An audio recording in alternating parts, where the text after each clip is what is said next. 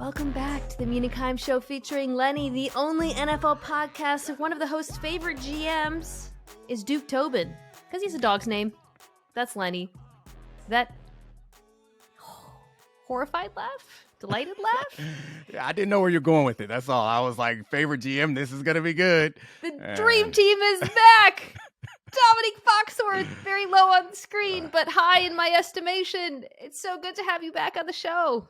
It's so good to be back. It was such a regular part of my life at one point. I miss you, and I miss your crazy listeners. Let me throw a quick shout out to your podcast, you guys. If you aren't subscribing, the Domonique Foxworth Show, excellent podcast. Right now they're covering a lot of NBA stuff as well. So if you're interested in more than football, it's a good hang. But we're not interested in more than football. We only talk football on this show, sometimes TV. This is actually my first real opportunity to kind of take stock of the draft. I was on NFL Live on Monday, but we didn't get to really dig into everything. So I'm excited to do that with you. We're going to start off by picking a bunch of drafts that we loved. I wrote loved. I don't know.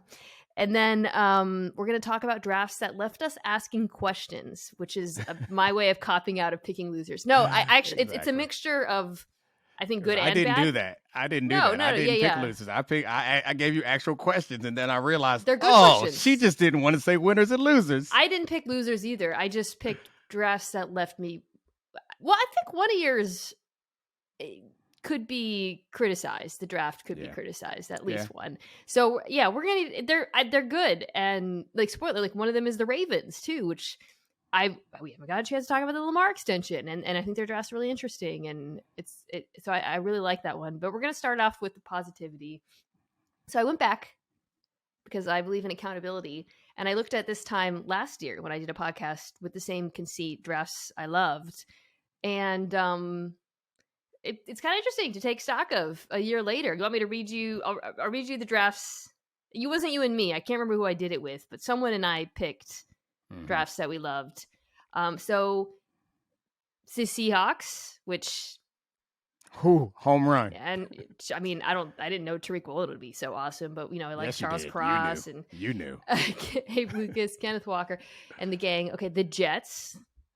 Obviously, great draft. I mean, that was an easy one, though. That was so easy. Whatever. You got it right. They got a bunch of picks in the top. Don't downplay when you're right. Play it up, because you and I both know that if we are wrong, we are going straight to wrong jail, and no one is ever going to let us out. So you were right. Good for you.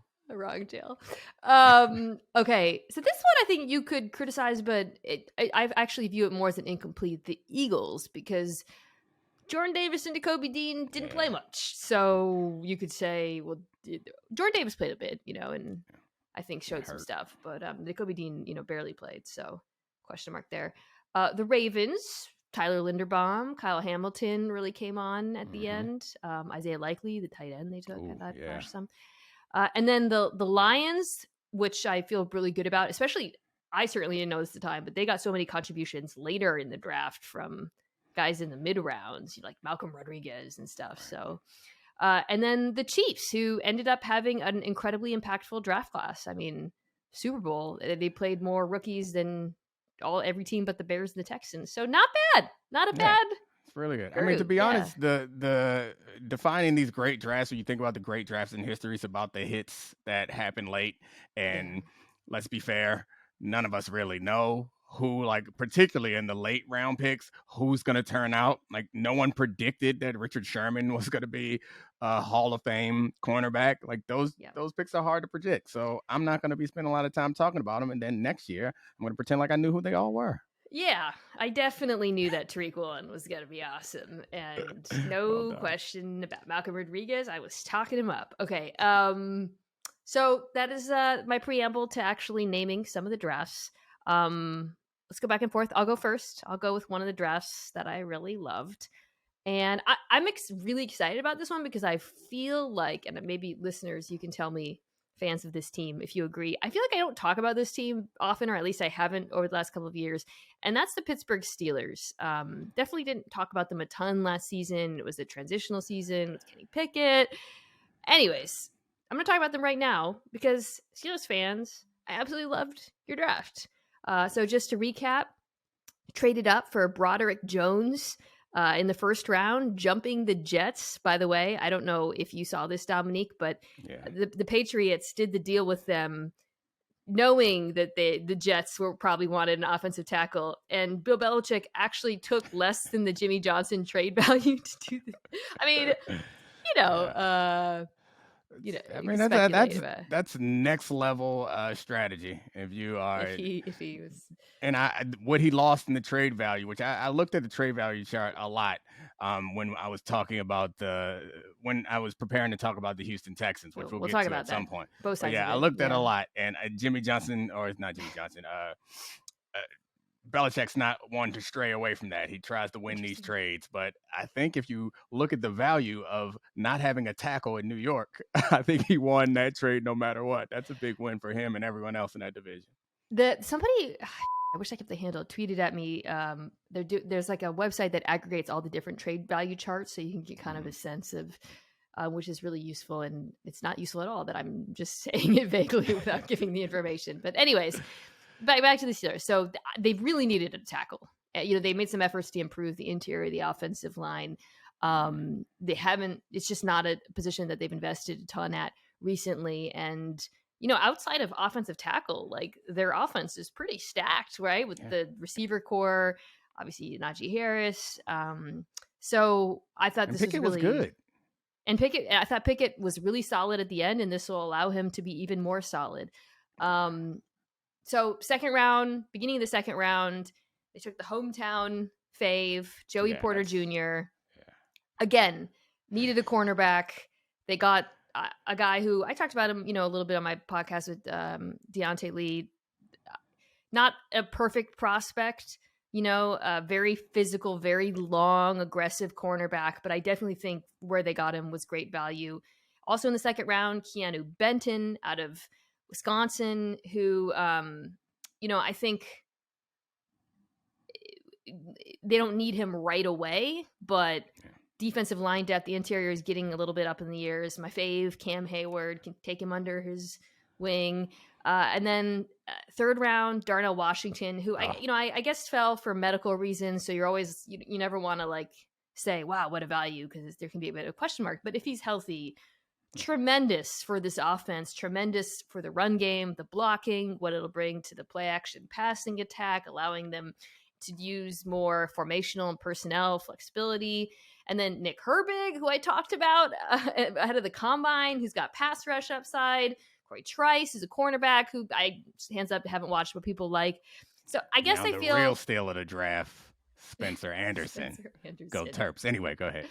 I think what I want to say is and this is sort of just a general thing about draft grades, you never know, right? Like it often does come down to do I like this guy? Have I heard of them? For me though, it's kind of do I like these players who I've watched? Do they fit needs on the team? Do I feel like they got value for them based on where we heard they might be drafted, projections, which is obviously always an uncertain thing. But I feel like with the Steelers draft, all three of those things aligned pretty well for them. So good job, Yenses. I mean, sorry, never again. Well done. I love the Steelers draft also. I think trading up to get the tackle is huge, and getting the guard from the Eagles in free agency to help the running attack makes a whole lot of sense. The Joey Porter Jr., I don't care if he can play or not. I'm a sucker for a good story, and that's beautiful. The picture of him holding his son, and then he's now playing in a uniform, it just makes me so happy. But he's in a good spot, a place where they coach their DBs well, and the defense is not going to be a defense that's utterly reliant on cornerbacks shutting people down, because they got an older Patrick Peterson out there too. But they got that front that's going to be the strength of the defense, and they got two safeties that can play. So I'm not worried about that team. I think this team it's one of those sneaky teams. The way I've been trying to think about how to evaluate teams, and it kind of boils down to a couple big questions: is do you have a quarterback? Do you have the coaching staff? And do you have the roster? And I think they have the coaching staff and they have the roster. The quarterback roster.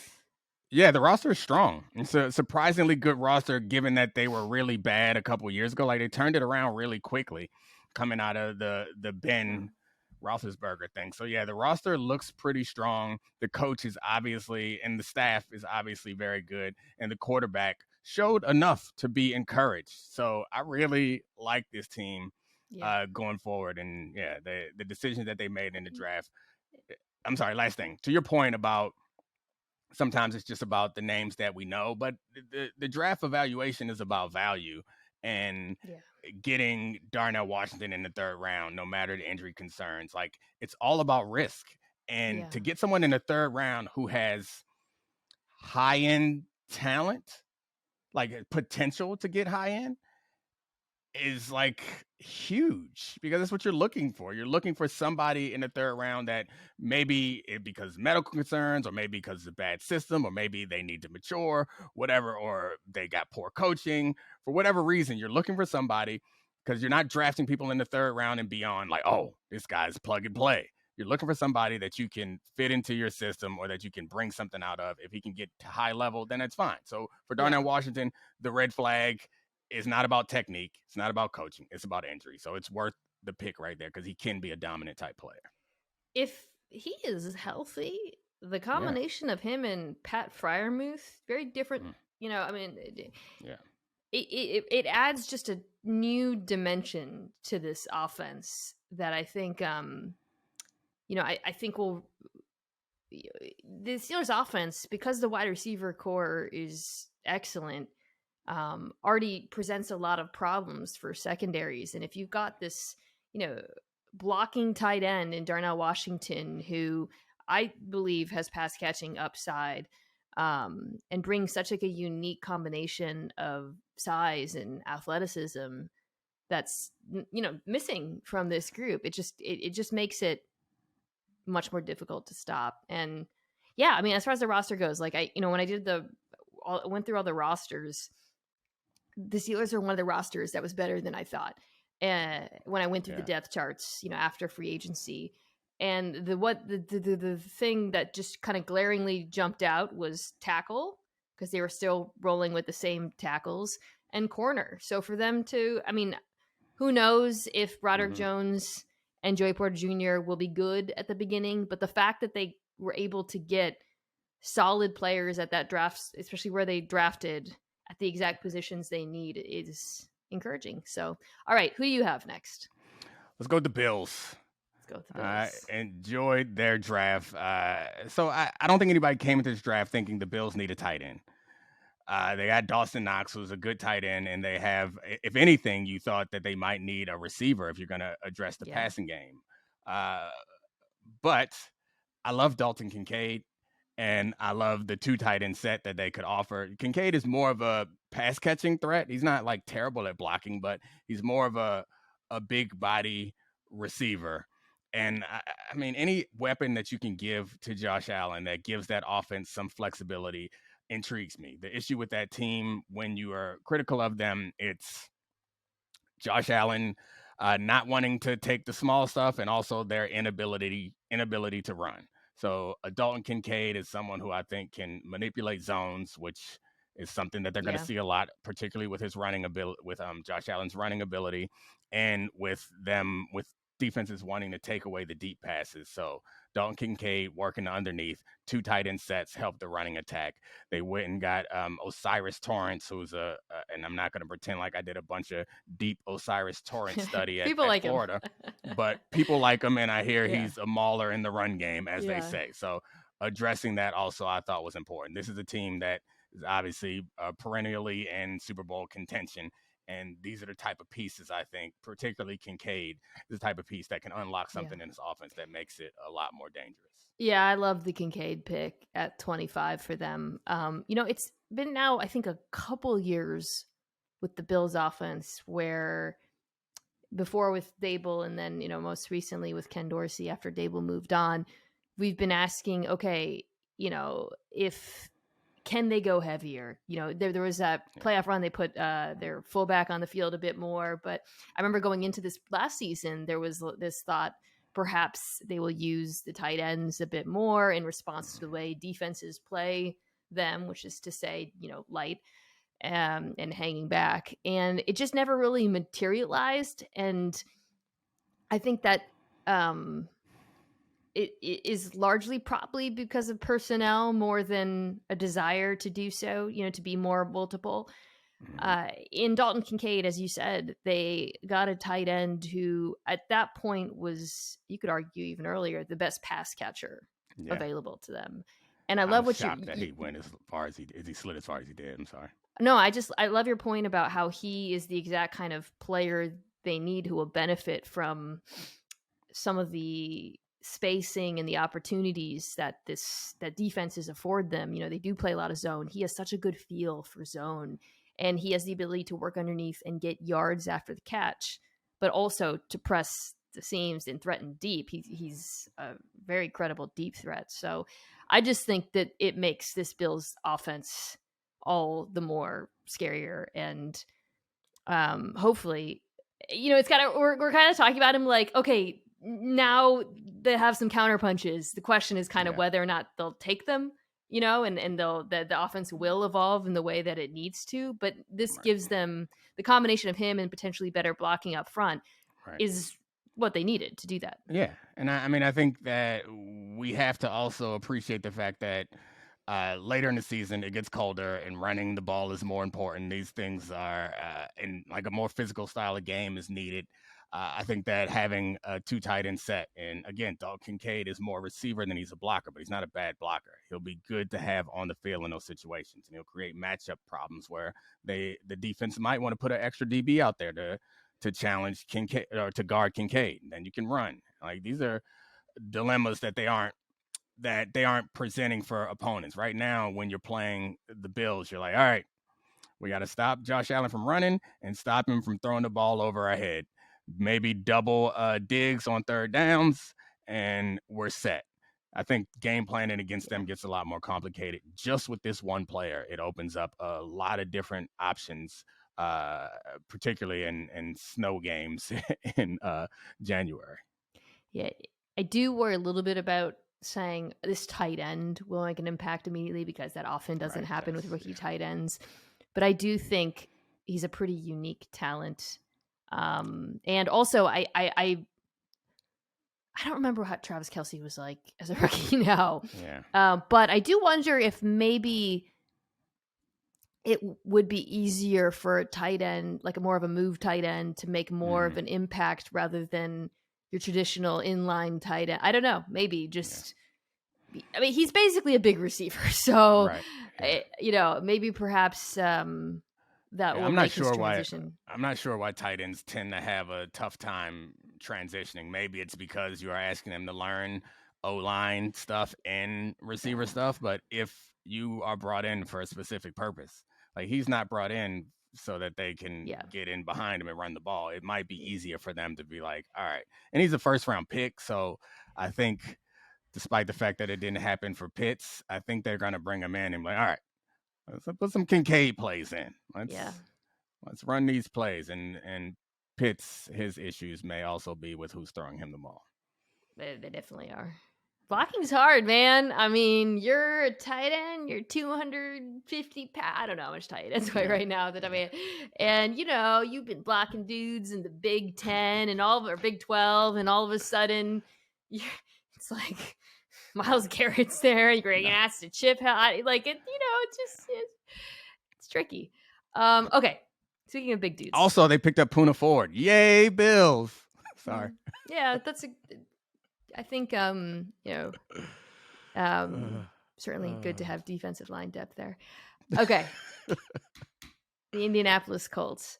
I want to start with a comment. Our colleague Stephen Holder, who covers the Colts, had a story about sort of the decision to draft Richardson and kind of what led to it. He said that Chris Ballard who's GM of the Colts, decided weeks before that Richardson was their guy. And, I think it says that they knew Bryce Young was going to go one, but they weren't sure what was going to happen after that. And he had a quote from Ballard. It was Ballard, an indirect quote, where I guess Ballard said, according to a source, all these quarterbacks are flawed, so let me take the dude who might be a grand slam. Domonique, I love that thinking. I love that thinking because the way, if you're picking in the top 4, go for it.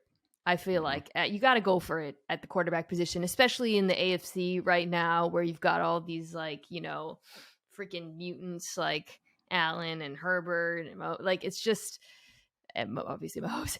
And if there's anyone who knows that average ain't good enough, it's Chris Ballard over the last few years.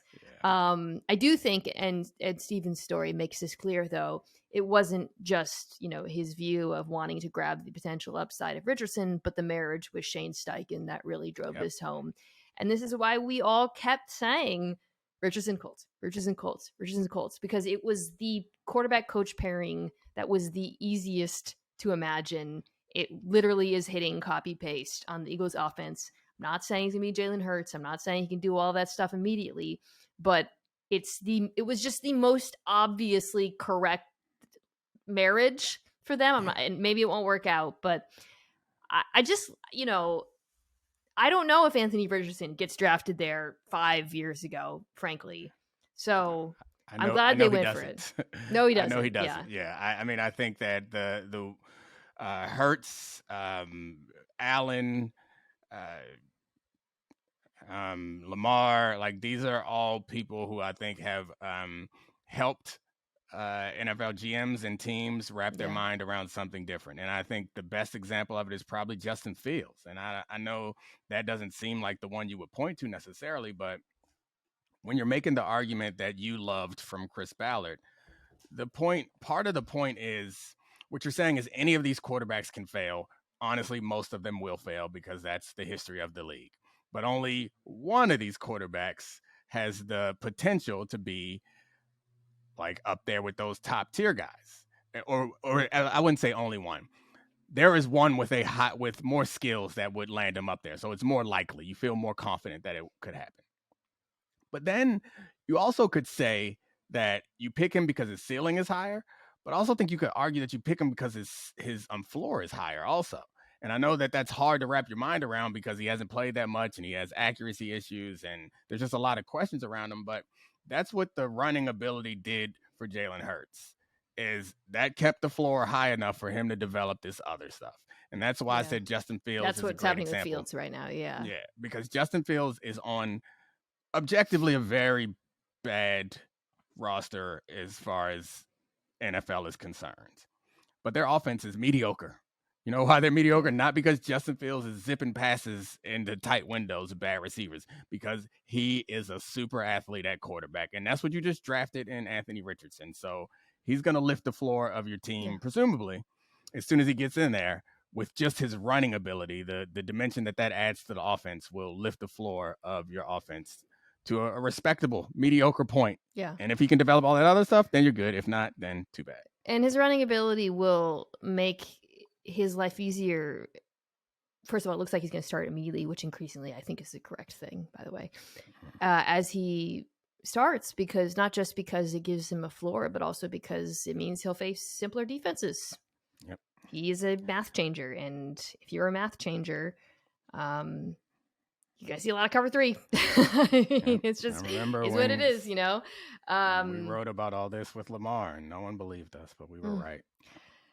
We are in wrong prison about a lot of other things. So we are in wrong prison, but that's one that'll help him. And and it's just a great coach pairing. But also, so the whole draft is really I saw somewhere the average relative athletic score, which is the score where they take all the combine numbers and mush them into one number out of 10, was 9.5 out of 10, which is insane for a draft. Richardson had a perfect 10, by the way. Yeah, so the second pick was a cornerback. This is actually a very funny pairing, 2 and 3. Cornerback out of TCU, Julius Brents, who's 6'3", long, strong. And then the third round pick was Josh Downs, who's the tiny receiver out of UNC. So I just like that together. They also, another faller, I don't know if there was I didn't see any medical rumors, but Ade Adewale out of Northwestern, who's the defensive lineman, fell to them. But I want to talk about Brenton Downs. Yeah. So, I mean, both cornerback and wide receiver areas that I think people kind of expected them to target in the draft. Brents is an interesting pick. They're both prospects who are, I think, flawed in some ways, but I actually think make a lot of sense in the context of the Colts in particular. Brent's, speaking of cover 3, by the way, exactly. Makes a lot of sense. It's Gus Bradley. They're going to play a lot of cover 3. I like him as a cover 3 corner. And then on the flip side, I really like the Downs pick because in Michael Pittman Jr. and Alec Pierce, you have sort of the big possession guy. You've got the deep threat, but they were missing a shifty slot guy. And Josh Downs is frankly about as shifty as he gets in this draft. And he catches everything, which I think will be especially useful for Anthony Richardson because his accuracy underneath is a little hit or miss right now. So I just like the way these players fit onto their roster. I like the players. I like the fit. So yeah, go Colts. I would just throw in there with the down selection as I like him as a combination with Richardson, not just because of his pass catching ability, but as a playmaking threat. Because in gadgety type stuff, because the other receivers that they have, I don't see as those type of guys. So like jet sweeps, empty into the option, like any type of reverses, like those type of things that I think will be helpful for a team because most teams are going to be overcommitted to stopping the Richardson runs. So I think the things that you can create with Downs. Yeah, no, sorry. When you're talking, sometimes when you're talking, I get too excited because I want to jump in because I think you're triggering a thought, but I do want you to finish your thought, but I also want to jump in. The thing I wanted I was just about to yell RPOs because again, think about Jalen Hurts and that Eagles offense. It's not really, I sort of like the Devontae Smith role sometimes in the slot, but they need guys who can get open quickly underneath, and I think we will see a lot of RPOs. The RPO game's going to be a nightmare to stop, man. Him and Jonathan Taylor. Oh my god. Jonathan. But so the RPO is particularly when you're playing against a running quarterback. The RPO is super helpful because teams can't play man against you. When you have a running quarterback or a quarterback with that type of athleticism, they can't play man against you, so they have to play zone. And RPOs are designed to make you wrong. Like you can't cover both the seam and the A gap. So it's just so great that Shane Steichen already knows all this shit. Everyone should know this. I know, but he's got this very recent proven record of doing all of the things we want to be done with Anthony Richardson. It's so great. And he is a better prototype for this than Jalen Hurts, is now one of the best quarterbacks in football. So, I think Shane Steichen has to be super excited about this. The thing, so Hurts, and he improved his accuracy a lot, especially over the middle of the field. But even coming into the league, I would say, a little bit more polished than Richardson. And the other thing with Hurts that you can't, we're talking about all this great option football stuff. He is he always makes the right reads. He runs that offense really. So, Richardson, there's going to be a bit of an adjustment there, although obviously they ran a lot of RPOs in college as well. I'm just really excited to see it, man. I just can't, I was so happy when they called his name because we talked about this when we did the Lamar story. But the way the story ends is, he could change the NFL if he lands with a team that lets him. Yep. And that wasn't always, for years with these quarterbacks, these athletic quarterbacks, that was always the question mark. Are you landing with a coach who actually knows how to maximize your abilities? If I'm Anthony Richardson, I'm over the freaking moon that I landed with Shane Steichen. So, all right, your team next. Let's go with the Giants. I like the Giants draft. I love this draft. Do you really? Yeah. Surprise. I would have guessed that you like the Giants draft other than the fact that you told me that it was one of yours and I tried to pick it anyway. Anyway, I take them first because they went and got Deonte Banks, who was the best corner in the draft. Maybe not, but he's the best Terrapin corner in the draft. Did both the Terps corners get drafted? I think they both got drafted. Did the at least... Jacorian Bennett, right? He got drafted. Yeah, he got. I can't remember what team, but he did get drafted. I think in the mid round. But so they had questions, and I think at corner is a big place where they needed help. He's a super athlete. I think under Wink's system, he is the type of player that I think Wink is going to like. He's physical, outstanding as far as speed and size and all that stuff matters. He's good in man coverage. He's not, I wouldn't call him a shutdown corner just yet, but I think he has the potential to get there at some point. But he's a great player for what they need at this time to let Wink play more of the aggressive style defense that he wants to play because he has that same mentality. I also think that Jalen Hyatt, they should be incredibly overjoyed to get them where they got him. This offense needs, and see, the problem with the Jalen Hyatt thing is they filled the role, or the biggest issue that the Giants had was with their playmakers, pass catchers, and all that stuff. And Daniel Jones being the centerpiece of their offense because he was running the ball and he didn't have anyone to throw it to. Jalen Hyatt is not a true number one, I don't think, which is something that they really need. But he is, in my view, a guy that you have to game plan for, which is the next best thing, and that he's an aggressive deep threat.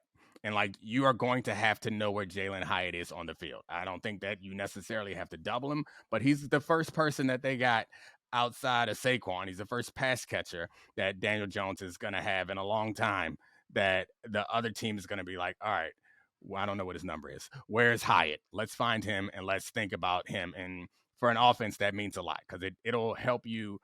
It'll make it easier for you to do pre-snap reads because you'll come up to the line understanding that the defense is going to adjust to him first. So I think it makes things better. He's still, and maybe he turns into a true number one, and maybe I'm 100% wrong, but I think he's an incredible deep threat, and that is more than they've had before, which you know how I feel about deep threats. And they got him in the third round too, by the way, which is the value. I mean, my love of Jalen Hyatt is documented.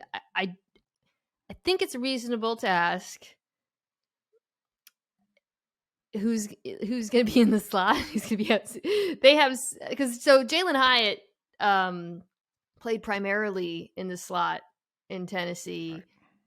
A lot of free releases, and the Giants have like 400 slot receivers right now. Yeah. So that I think we'll see. Maybe I think with Jalen Hyatt, some of it is a projection. Maybe at the next level, he can show. Maybe he can be number one. Maybe he can win outside, etc.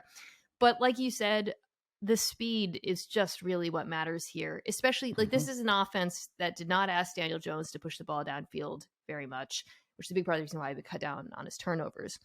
And the presence of Jalen Hyatt, who truly has like game-changing defense, has to account for him constantly. Oh my God, speed.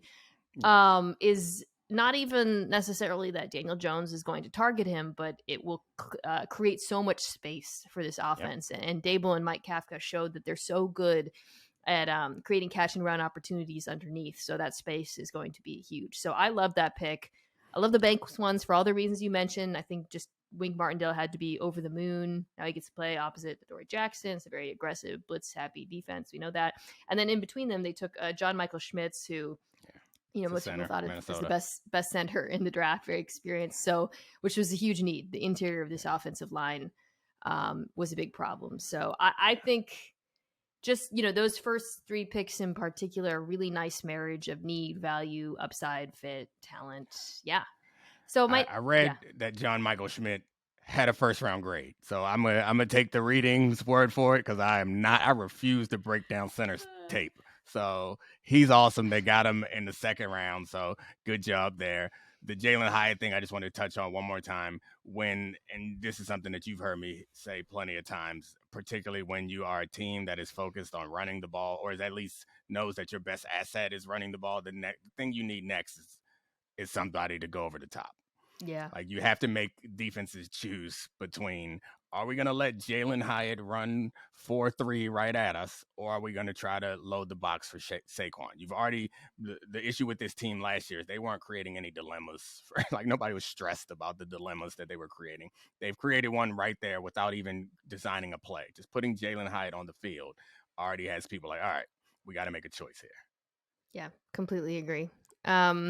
Okay, so the next one we don't have to spend a ton of time on, but the Arizona Cardinals is a winner for me. And I'm glad to hit this because tough time to be a Cardinals fan, man. It's going to be a tough year. Y'all know it's going to be a tough year. But I think this is a team that I've been very critical of for the last 2 years. A lot of the decisions made by the front office and the coaching staff. So I want Cardinals fans, I want to give you a moment here. You should feel great. Finally, I would say for the first time in years, it feels like the front office gets it and they're going in the right direction. Because this was a draft for the future. It was about just accumulating picks and players. And it all starts, of course, with the trade we talked about, which was trading down from 3 to 12. So the Cardinals received pick 12, pick 33, a first-round pick that could be very valuable in next year's draft, which is a draft where picking at the top should be very lucrative because of the 2 quarterbacks minimum that we know of. And a third, you sent pick 3 and 105. When that came through, and then at first I was like, whoa. And then when it was revealed that the Texans' first next year is their pick, not the Browns' pick. Hey, maybe the Texans will finish a better record than the Browns. We'll talk about that side of things in general. But all told, awesome. And then you moved Found up yourself to a sucker. Yeah. Good job. Way to go, Arizona, because they were the sucker. Was it last year or was it the year before when the Ravens fleeced them, sent them to Hollywood for 2 first-round picks? Or just 1 first, I think. It was just I thought they had just 1 first. It wasn't like a first and a. But he had either 1 year. way. He was a contract year. You got congratulations on finding you a sucker, because this sets you up pretty well for next season. I don't think the Texans are going to be great. I think you're going to end up with another top 5 pick from the Texans and a top 5 pick from yourself.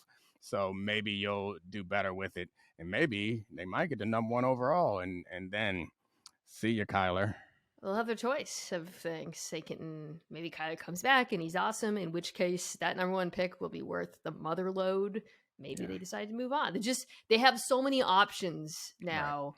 To really accelerate this rebuild. And I like the players they drafted, by the way. So they did trade up. They didn't give up a ton. I think they gave up with Detroit picks 34 and 168, and they got 81 back. But then they to go up from 12 to 6 and get Paris Johnson Jr., who was ended up being the first offensive tackle taken this class, which a lot of people thought might happen. They took BG Ojulari, who's an edge rusher out of LSU, who I thought flashed some upside. Michael Wilson, Stanford wide receiver. I'm not gonna lie, I didn't watch him a lot, but I know people like him. But the point is this: they got a lot of players, they got a lot of picks. Well done, Arizona. We're gonna talk about the Houston side of it in a second, but I just want to. The story of their draft is that trade. That's all. I mean, then they got back up and got Paris Johnson, who could be like a cornerstone left tackle maybe. Future, That's fine. But the story of this was they got a first-round pick for next year. And they got 33. Yeah, and they got 33. That's right. Which, I mean, for a spot that in a player that does not project. I mean, any player who's not a quarterback, it's hard to argue that it's worth trading all that they traded to get them. But he's also a very good player. But I guess we'll get to Houston. But no one's projecting him as like a. We'll get to the Houston side of it, because I was fighting with people on the internet about it, so I'm glad to talk to you about it. Okay. Yay, Arizona. Good job. Sorry about the season. All right, last winner. Oh, sorry about the Suns, too. It's not over. Last winner is you. You chose an interesting one. Tough. Oh, it's my turn. I thought we were about to talk about the Suns. Football. I guess the Chargers. Oh, the conviction. Yeah, I mean, I honestly, like, it's kind of like there are teams that I wanted to talk about, and the Chargers are one of the teams I wanted to talk about. They are one of the few teams who came into this draft with a clear mandate from everyone in sports media and everyone of their fans. Like, stop doing Justin Herbert like this. You went and got Kellen Moore, who's an outstanding offensive coordinator, even though he lost his job. He was with Dallas, and they did some really impressive things in the passing game. One of the best offenses in football while he was there. Now he is helping out Herbert. And the mandate was get some people who can run so that Justin Herbert can throw the ball way down the field with that big old monster arm that he has. And they got Quentin Johnston, who is a big play guy from TCU. Again, this falls into the category of I don't think he's a true number one, but he's a big play monster, and he can run fast, surprisingly agile for his size. He's a weapon, and I like to see that for them. And then later in the draft, they got Darius Davis, who's a smaller. He's a lot like the fast. UNC, yeah, he's like the UNC guy, but even faster than him. But he's like a gadget, super athletic, tiny, like punt return, like you imagine type of player who I think is awesome for that offense. So I like those additions. They went edge Tui. Between those two picks with Tui. Yeah, I like him. I like the defensive players they took. Tuipulotu out of USC. Yep. Nice and then Diane Henley, the Washington State linebacker. Both depth probably to start, but with upside. I think Tui, you could kind of inside outside. I think Tui has upside. He's inside outside as far as a pass rusher, but I think also it's like some injury insurance for exactly depth. For an older Khalil Mack and always injured Bosa. And with Henley, I mean, they signed Kendricks this offseason, but he's another one where like I didn't really talk about him when we talked about the linebackers. Very solid tackler, very strong, needs help and coverage. So, depth, figure it out. But, the wide receivers are kind of the point of interest here because it was just everybody kind of assumed it was something they would address in the draft. It was interesting, though, because people thought, based on the mocks, that they were going to take one of the speed guys, Zay Flowers, who was still on the board and then ended up going a pick later to Baltimore, or Addison, right? Who's more of a separator. And they took Quentin Johnston, who's like pretty similar to Mike Williams. The big difference, and I do think this is important, is the speed, especially with the ball in his hands. That's where he's very different from, like, they look similar, but they're not quite the same player. I had my doubts about Johnston. I've talked about this. The hands do concern me, but I think the element he brings after the catch is something new for this offense. The speed and the physicality, and it adds a different dimension to this receiving group. And I wouldn't be surprised if, he ends up producing at a high level, even though they have Mike Williams and Keenan Allen on the roster. I mean, it's fair criticism. He's not the first receiver I would have taken either, but he's really fast. And you're right, the hands have always been a concern, but it's about like threatening the defense. And I think paired with Justin Herbert, I think he's going to be good.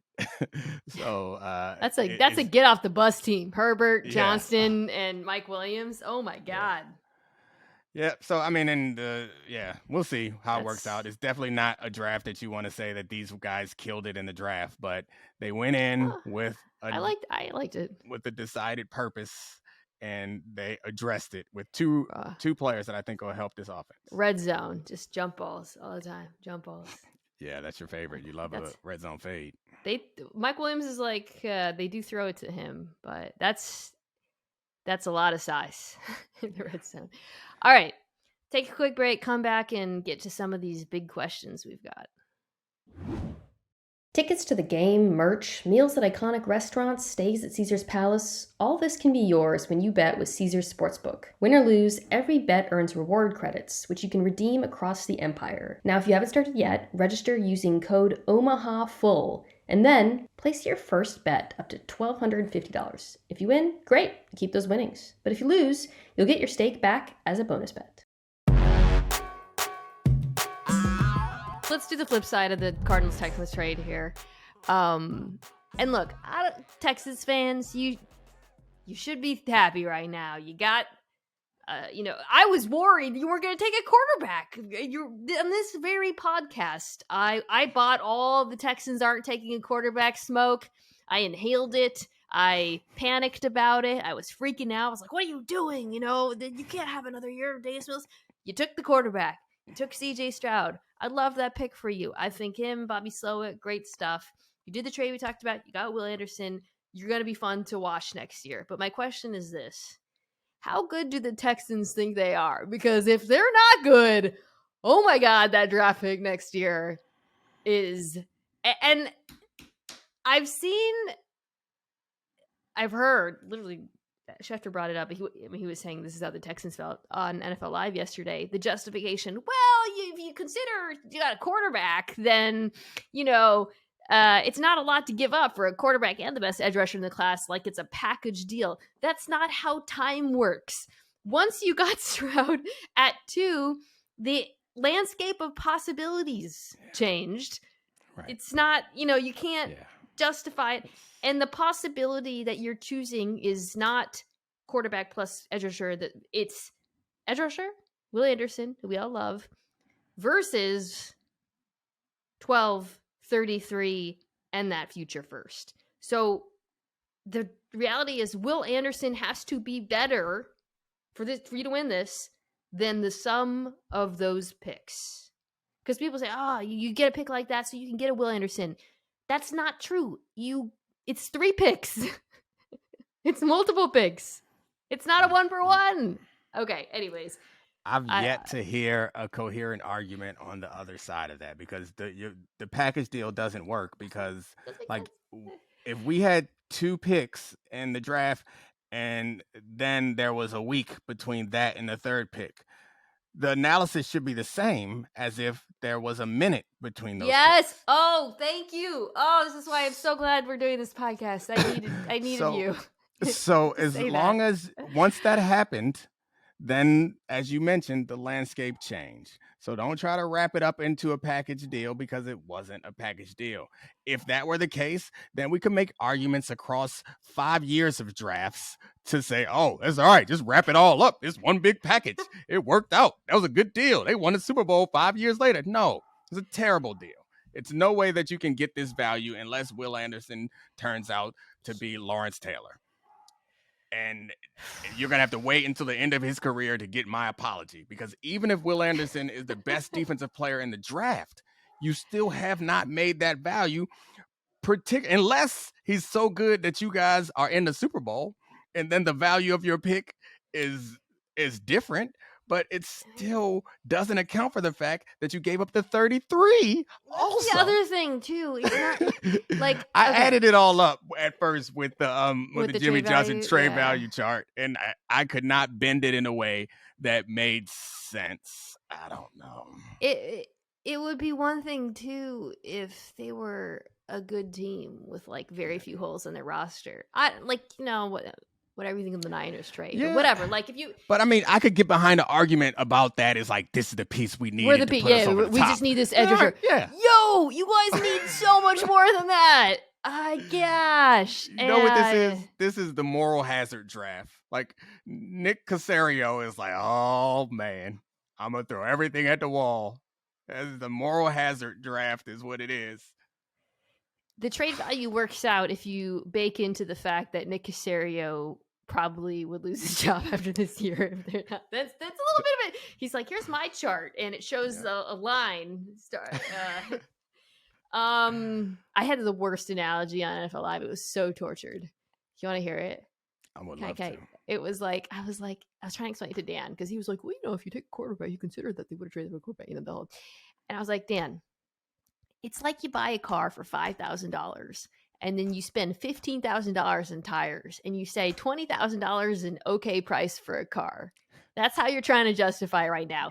And you could have invested that $15,000 and it's a guarantee that $15,000 could have been doubled if you invested it. And all you got was tires. Oh, man. I'm sorry, Will Anderson. You're better than tires. He is. I know. Then I was like, I'm not trying to compare him to tires. He's a good player. Okay. And then on top of it, I guess we don't know how strong next year's draft is. but we do know that this year is thought of as not a very strong draft. So if you factor that into the value of the pick, it gets even worse. So the only way this works out is if you're good, which is why my question was, how good are the Texans? I think they are. So I actually went back. I looked at the roster. Like they're not. I don't think they're as bad as they were last year. I think they got better coaching, but like the receivers are Robert Woods, Nico Collins, John Mechie's back. They drafted Tank Dell, who I really like, is the little fast guy. The offense is more concerning than the defense signed to me. Dalton Schultz. Yeah. Right. Yeah, but it's I mean, I don't think they're going to be good. The defense, I think, has the potential to take a leap, especially with Ryans. They brought in some veterans. Secondary, should be better. Stingley come around, I hope. And but it doesn't. I mean, it's frustrating and disappointing, and I don't know how you do this and you sleep at night. But I guess if we're just grading this draft, they got 2 of the top 5 players in the draft. Good for them. I kept saying on TV the Texans won the draft, and I was like, what are we? I mean, they won the instant gratification draft. They did. It's a nice car. No patience. It's so sad. It's disappointing, but I don't know. It's funny that try they went on my show. Sometimes I'll like take a bad take and like challenge myself to find support for it. So I thought I was going to do that here. I can't. I can't. There's the only way it works is if they're good, and even then, it's still a ton of draft capital to give it up. But you don't feel as like about it if it's like, I don't know, pick 17. He got to be generational. Like he has to have quarterback level impact, and not even the quarterback. The edge rusher has to have quarterback level value because your pick is going to be a quarterback level pick next year. Let's do the Ravens question. I want to be positive. Do your Ravens question. So, Domonique, what's your question coming out of the draft? How excited are you for the Ravens offense? What a like, I don't want to say it was a womp womp, but Lamar doing his deal was so anticlimactic. Like it broke. We were on NFL Live. It was like 30 minutes before the end of the show, and the deal came in, and I was like, well, that's normal.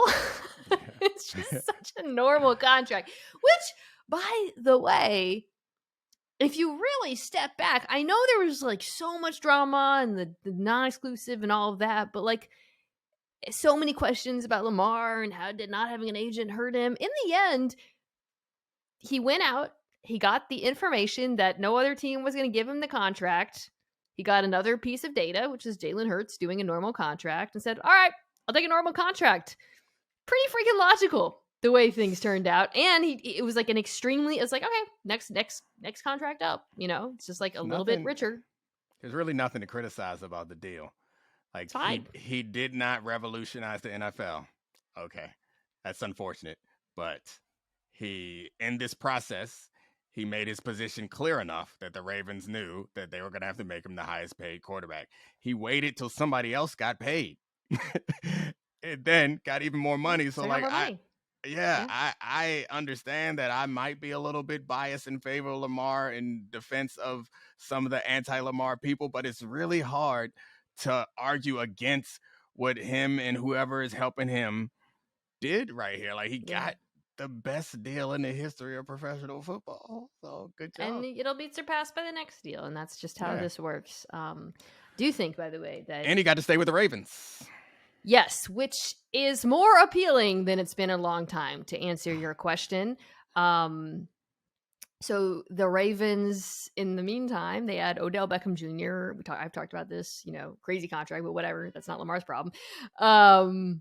They have a new offensive coordinator, Todd Monken, who I think is better than Greg Roman. And in the very first round of this draft, they took Zay Flowers, the aforementioned speedster. Is that Lamar meowing? Yep. He loves the draft. He loves the draft. Yeah. So Dominique's cat Lamar. My son named the cat Lamar. I'm not that much of a fan, but I'm not going to pretend like he didn't name him after Lamar Jackson, because he definitely named him after Lamar Jackson. But yeah, I love this. The personnel on this offense. Oh, sorry. Go ahead. No.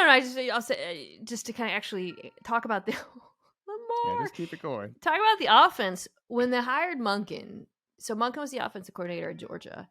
And my first reaction was, this Georgia offense, tons of tight ends, aforementioned Darnell Washington, very play action heavy, some QB run. Yeah, I see, I think he's going to bring a better attention to detail with the passing game, and it should be a little bit more advanced in what we've seen. But to be fair, Greg Roman did not have the best personnel to work with through most of his time in Baltimore. So then they go out, they add Odell Beckham Jr., and then they draft DJ Flowers. And suddenly, I'm looking at this depth chart, and the first thing that jumps out is they need 3 wide receivers on the field. For the first time in a very long time, the best Ravens personnel grouping, if Rashad Bateman and Odell Beckham Jr. are healthy, is one that is spread out with wide receivers. This is an offense that's been so condensed by design, right? Mm-hmm. But I think there's just so much potential for this thing now with the talent they have. I think back to 2019 when Lamar Jackson was the best empty quarterback in football. If you have a quarterback who's a threat to run the way he is out of empty, and you have this group of wide receivers, you create so many problems spatially for defenses. I cannot wait to see what it looks like. So Todd Monken said all the right things. I wanted to create space on the field. One of his quotes, explosive plays and tempo. These are all things that he's saying. And just in case we didn't run down all the personnel, I know you touched on a lot of it. So Zay Flowers, they just added explosive, big play type of receiver. Mark Andrews, one of the best tight ends in the league. Isaiah Likely, who was a tight end they brought in last year, who is a heck of an athlete, big, tall guy who makes pretty impressive plays in the course of the game. Don't forget about J.K. and Gus in the backfield, Odell Beckham, and a healthy Bateman. So to your point, spread them the bleep out, because the way that people have been attacking Lamar with success is aggression, blitzing. Go ahead and blitz and let him throw a quick screen to Zay Flowers, or just or miss a tackle. These are things that it seems simple, but they haven't been doing it in the past, in part because they're running an antiquated, congested offense that does not stretch the field in any way. So I'm very excited for the way this offense is going to look. The problem with this is it feels like they got a lot of mouths to feed. Odell's obviously going to want to make plays. Bateman is their true number one, and Flowers is a rookie coming in. Andrews is a former All-Pro. These are things. Lamar just jumped up here. Speaking of Lamar, when's the last time Lenny barked on the show? I feel like Lamar's coming for his turf as the show animal. He heard our excitement. It's going to be fun. God, what a turn for Ravens fans. Literally in the space of 24 hours, you go from being oh my God, this is going to be Tyler Huntley, throwing we're going to get a Lamar cameo. Hi, Lamar. Yeah, he kept jumping on my table. Look in the camera right there. Oh, what a pretty cat. Yeah, it's awesome. I'm not, no guarantees any of this work, no guarantees those guys are healthy. We'll see what Lamar looks like. Obviously, he was banged up last year, but I feel more excited about watching this Ravens offense than I've been in a minute. All right. Ronnie Stanley can stay healthy and still be great. Yeah, be good. Offensive line. Okay. Question I have. What did the Lions board look like? I just want to see it. I just want to see it because it's just backwards.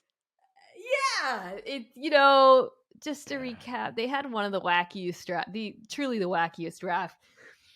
Jahmyr Gibbs, running back, first round, true first jaw-dropping moment of the draft for me. We know that they wanted Devin Witherspoon. Apparently, they were surprised. The Seahawks took Devin Witherspoon, the cornerback, and they traded down. And we can talk about the players. I just want to recap. And then with pick 18, maybe even more shockingly, they take Jack Campbell, linebacker out of Iowa.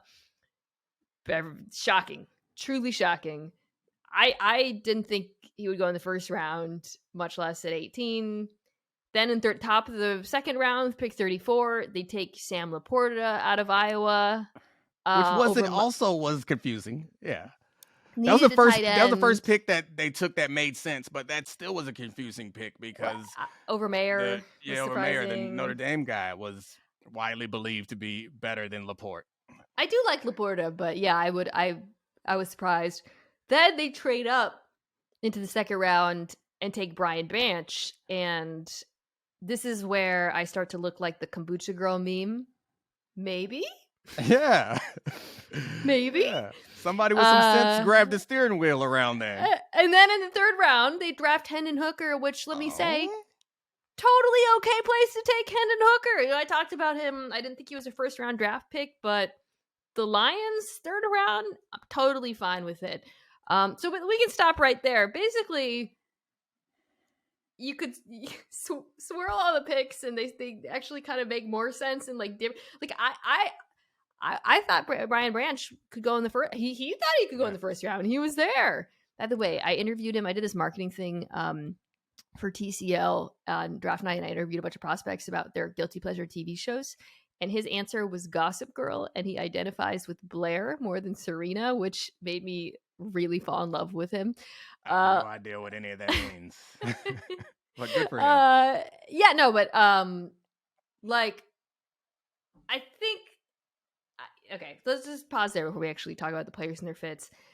It just completely flew. The order in which they took the players they took.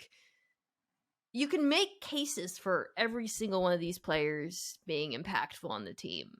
And I think that's why I'm not here to just poop on this draft. But this is one where, we talked earlier about when you evaluate drafts, you consider the quality of the player, the fit, the value. The value was just bonkers in this draft.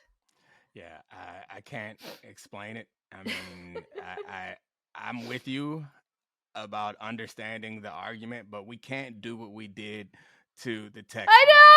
We can't say, if you take Brian Branch in the first round. Yeah, and not call out the Lions. You blew it, Lions. You might be okay. Jahmyr Gibbs might be awesome, but he's a running back. He's a great dynamic running back, but he's a running back at 12 who would have been there at 18 and probably would have been there at 34. May have been there at 45. Probably not 45, but may have been there at 45 when you could have gotten him. There's just so much more, or so many other players that are more impactful and more valuable that you could have gotten in those early spots. And this is an argument for trading back, but I guess it's probably just because you want to trade back, it's not always easy to trade back. So I don't know. I understand drafting for need, but I don't even think running back was like a high need for them. Well, they traded Swift, so ended up. No, I by the way, the running back pass catching thing, I wanted to mention this. I saw this great Arjun Menon posted this. It was EPA per play for wide receivers versus running backs lined up outside in the slot. I will not read you the numbers. The numbers are not good for running backs. Typically, you are simply better off throwing to a wide receiver. Right. The Christian McCaffrey and San Francisco's of the world, it's not the norm. And look, Gibbs is because I've seen the justification. Well, he's basically a wide receiver.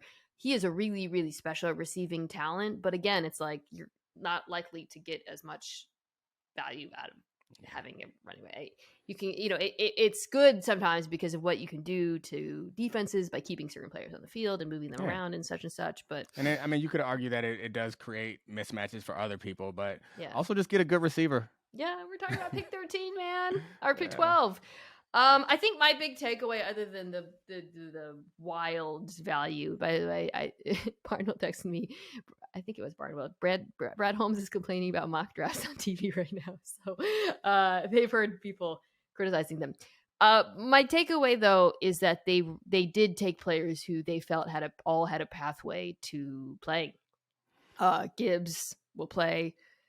Jack Campbell, pretty solid against the run. I think that they felt that was an issue for them with the linebacker position. Alfred Rodriguez, Sam Laporta. They needed a tight end, and then Brian Branch is the one where they're actually pretty stacked at safety, but It's a defense. Yeah.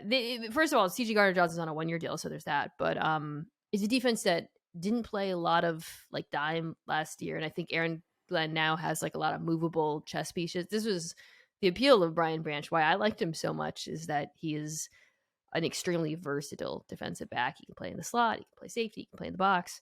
So I really love that pick. Yeah.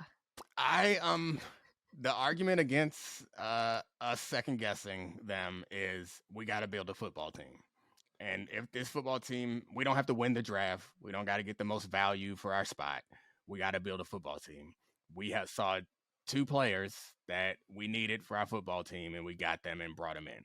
This is a decision that I understand. This is where it talks about where I think talking about where you are in your championship window matters.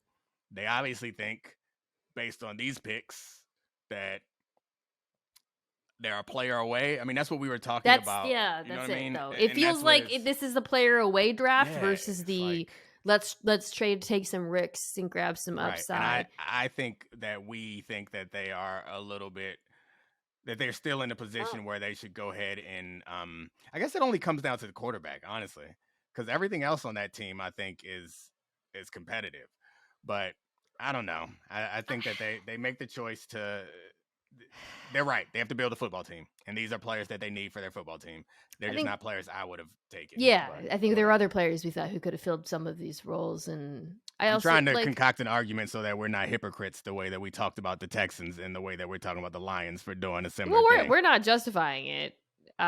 Because the thing is, once you were at pick 18, I can say, or pick 12, I can say, well, if they took Brian Branch at pick 12, would people be upset about that, whatever. But there were also other really good players available at 12. So there was many alternate paths that they could have gone down. But yeah, this does feel like, let's fill out this team and win, and they will win, probably, so I think they're going to be good. And it was just a very shocking draft.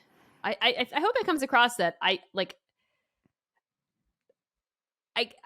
don't think the logic is totally insane, and I still think this is gonna be a really good team. It's just not what I would have done. Okay, what's your question? Next question. All right, let me pick. I'm really excited about. I guess we went from Gibbs. We'll go from Gibbs to Bijan, Rookie of the Year.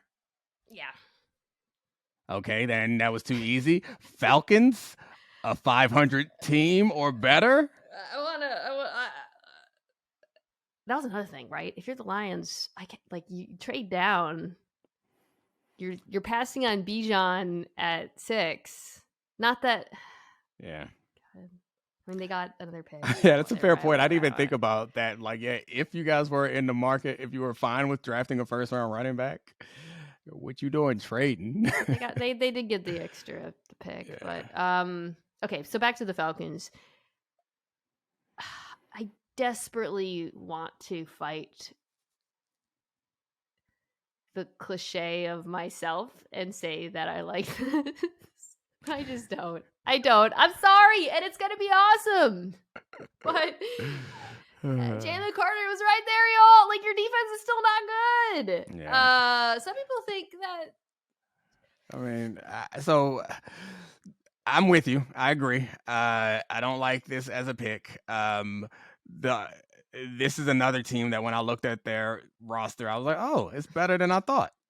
When I talk about the big picture Super Bowl championship analysis, it's quarterback, coach, and roster. We don't know about the coach. They don't have the quarterback, and the roster is closer than I thought. So adding, I think most people think highly of the coach, but he's unproven. But when you look at the talent, this is another offense that could get really excited about, aside from Desmond Ridder, and maybe he improves, but they got big physical receivers, and Drake London is a talented young receiver. They got Kyle Pitts, who is an explosive athlete at tight end, and they have Algier, who's a running back who had success last year, over 1,000 yards. I mean, he was good. He was over 1,000 yards. No. I'm thinking about him sadly, because who knows how many touches he's going to get out. This is the point that I'm getting around to, is Algier is a good running back, more traditional style of running back, and even yards after contact, he was in the top third of the league. Draft pick. Yeah, I know, but he's going to be a part of this. They got Cordero Patterson. I guess my point is Bijan is a really great player that is really dynamic. And I think that having all these different options, like there could be situations where both Algier and Bijan are on the field at the same time, with Patterson in and out of the backfield, and Pitts at receiver or inline tight end, and London being big, pushing people over. Like, it just feels like there's a lot of things that you can do with this team, but that pick probably would have been better spent elsewhere. But still, it's going to be fun. And the defense, like, they went and got Okudah, who I loved coming out, but never really panned out.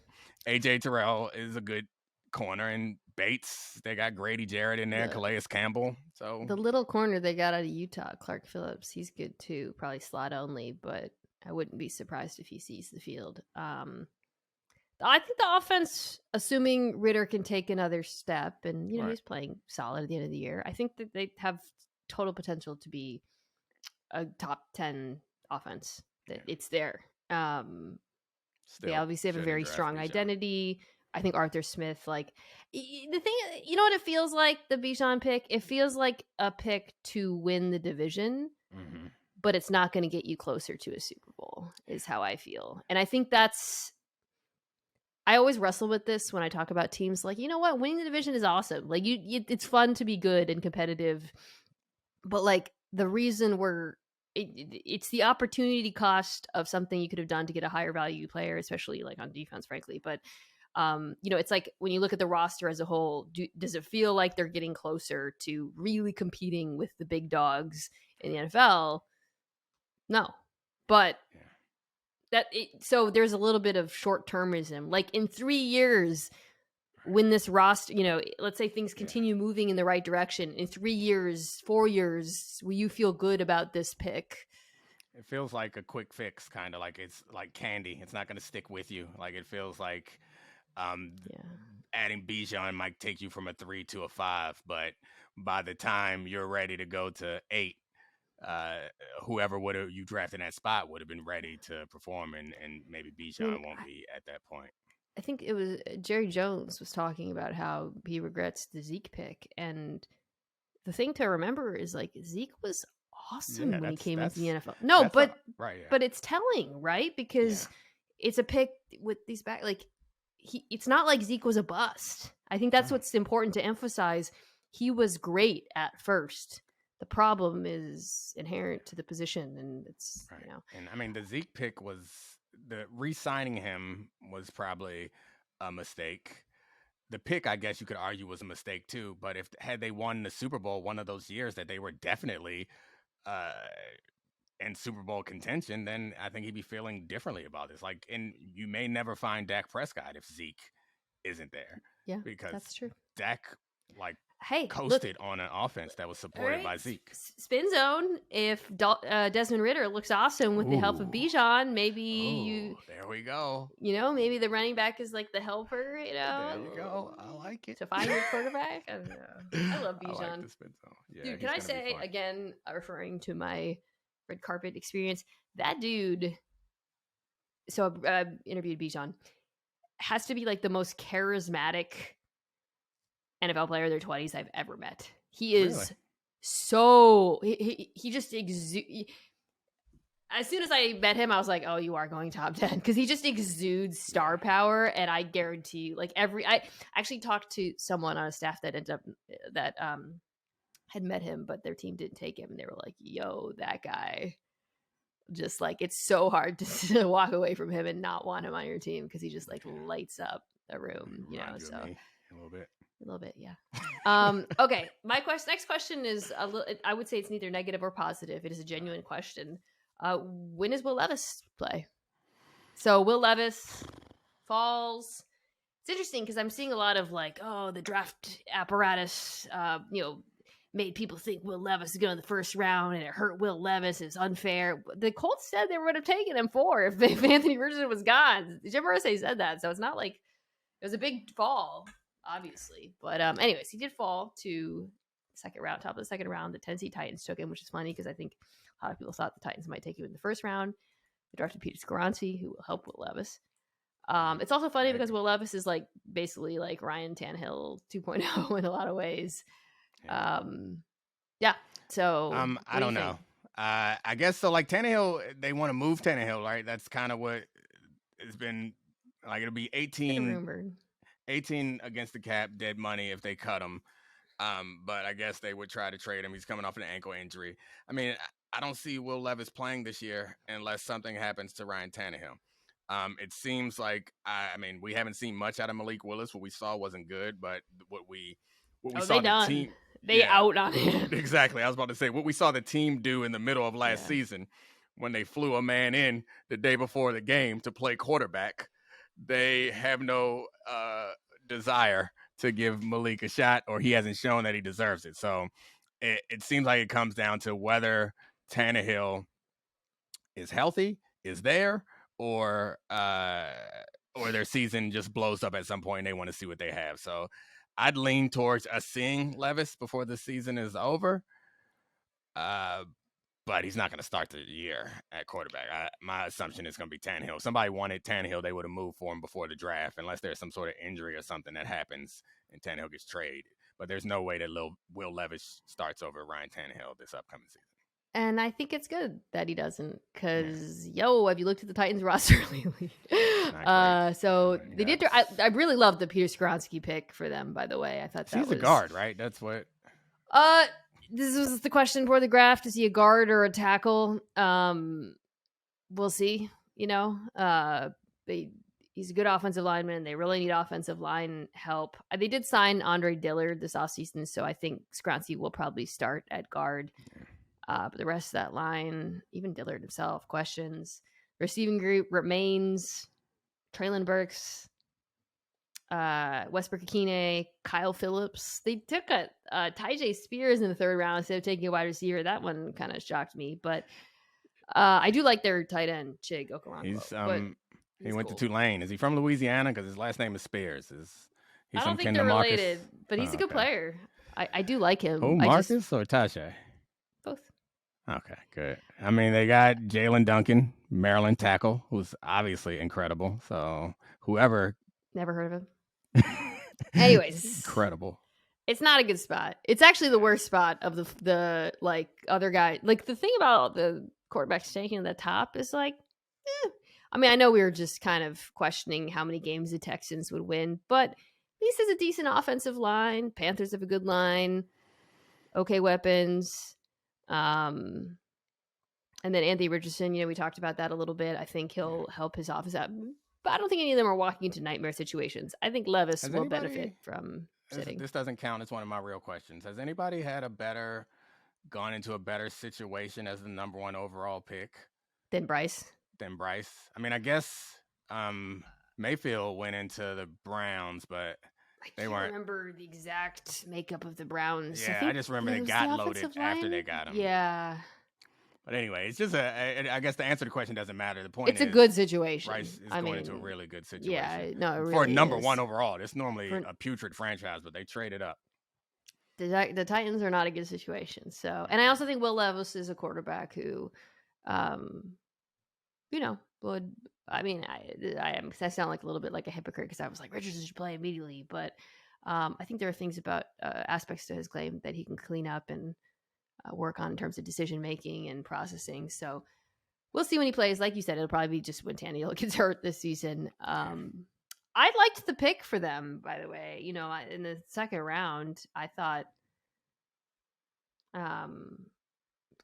people were expecting them to take it later. The fact that they were able to get Skoronski first, I don't need it for Tennessee. Are running out of energy, and I got a great question that I don't know if you're ready for yet. That I know will bring the energy back. This is the last question, so better be good. Are the Seahawks ready to win the NFC after this draft? I don't think so, but they're going to compete for it.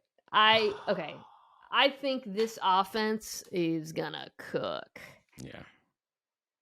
I mean, where would you rank the receiving trio of Metcalf, Lockett, and Smith and Jigba? I mean, they're behind Higgins, Tennessee, Chase, Cincinnati, and Boyd, and that about it.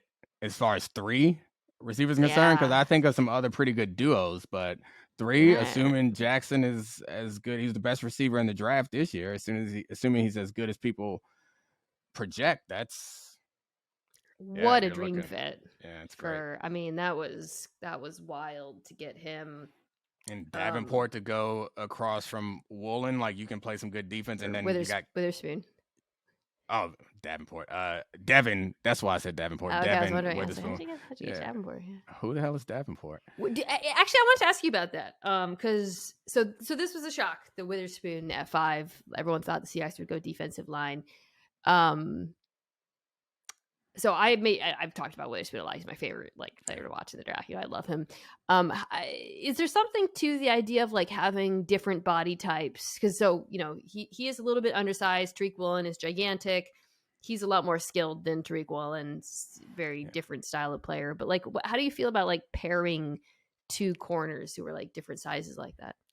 It's too damn hard to find 2 good corners to be out here trying to get different sizes. So if you get lucky with different sizes, I guess you could argue that there are receivers that are really big. So obviously having Tariq Woolen for those receivers, he's going to struggle with smaller, shiftier guys like route running technicians would be. So yeah.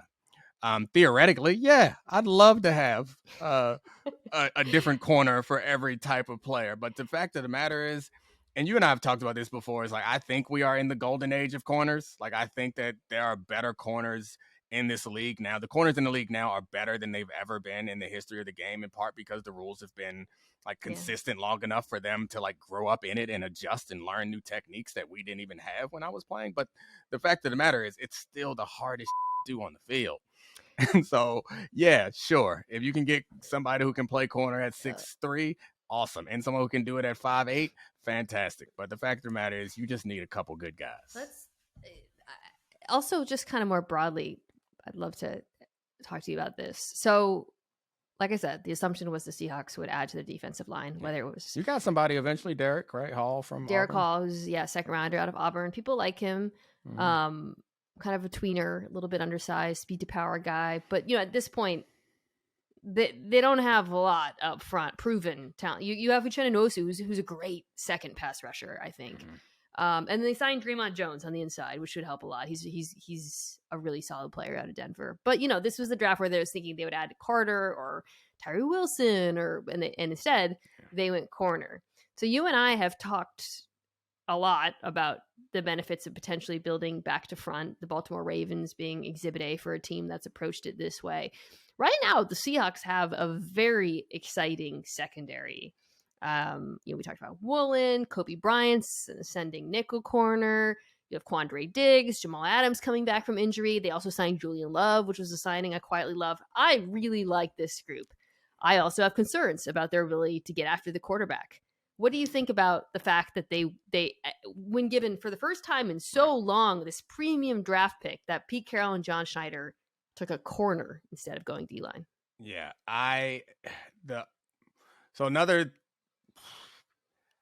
we talk about areas where you can take pressure off of the rest of the team. You can put pressure on another portion of your roster, a position group.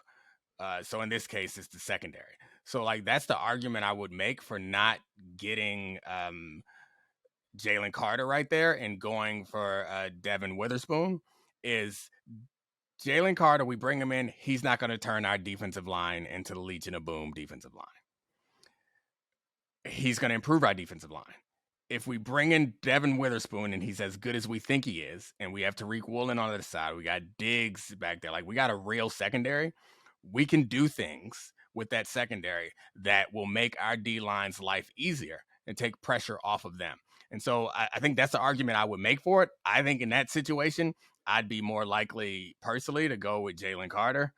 But I get the point, and that's why you sometimes it's the best thing to do. It's like the same argument for the Bills getting a tight end. It's all right, you're really good at throwing the ball, go get a pass catching tight end. Yeah. We're going to kill you with that. And having a hammer that you can bludgeon somebody with, to me, sometimes feels better than trying to fill these holes. The only reason why I bristle at it a little bit right here is because Jalen Carter is Really close to a Gary talented, Team thing, and he's so good.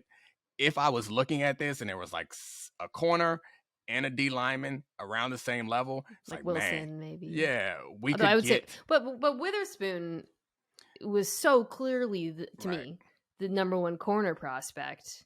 Yeah, If it was Tyree Wilson, he would not be. I guess the thing about corner is it's hard to predict too. Yeah. Like, and maybe they're better at it, but it's hard to predict. D tackle, I feel like, you know what? If you are mashing people in college, you're probably gonna mash people in the league. So like I like the idea of getting the final Infinity Stone for your secondary because it makes your secondary snap worthy, but it's hard when Jalen Carter is still on the board. Was that hard for you? Did that hurt to have to say that? To say you wouldn't just take the top corner? I did like it. It felt uncomfortable, but I can't lie to you. All right. Well, you gotta get going. You got basketball to watch. I am so grateful that you graced us with a return to talk about such an important event as the NFL draft. Check out the Domonique Foxworth Show wherever you get your podcasts. If you're listening to this, you can also watch our show on YouTube. Just Google it, you'll find it. Yep. All right. Peace. Thanks, man. Bye.